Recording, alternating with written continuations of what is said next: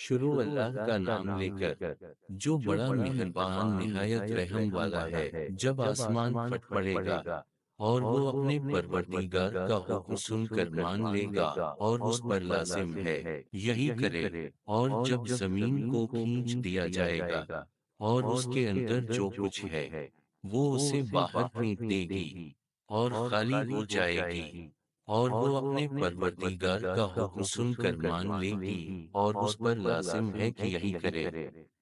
اس وقت انسان کو اپنا انجام معلوم ہو جائے گا۔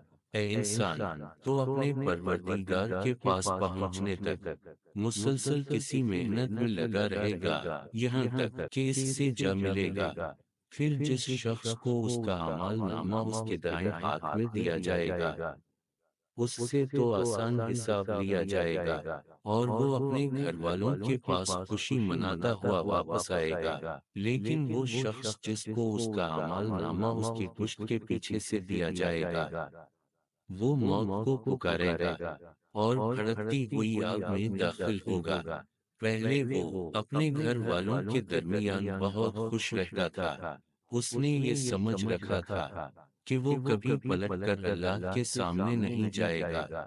بھلا کیوں نہیں؟ اس کا پروردگار اسے یقینی طور پر دیکھ رہا تھا۔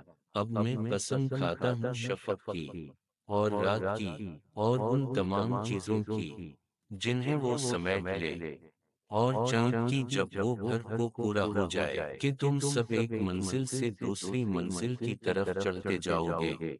پھر ان لوگوں کو کیا ہو گیا ہے کہ وہ ایمان نہیں لاتے، اور جب ان کے سامنے قرآن پڑھا جاتا ہے تو وہ سجدہ نہیں کرتے، بلکہ یہ کافر لوگ حق کو جھٹلاتے ہیں، اور جو کچھ یہ جمع کر رہے ہیں اللہ کو خوب معلوم ہے۔ اب تم انہیں ایک دردناک عذاب کی خوشخبری سنا دو۔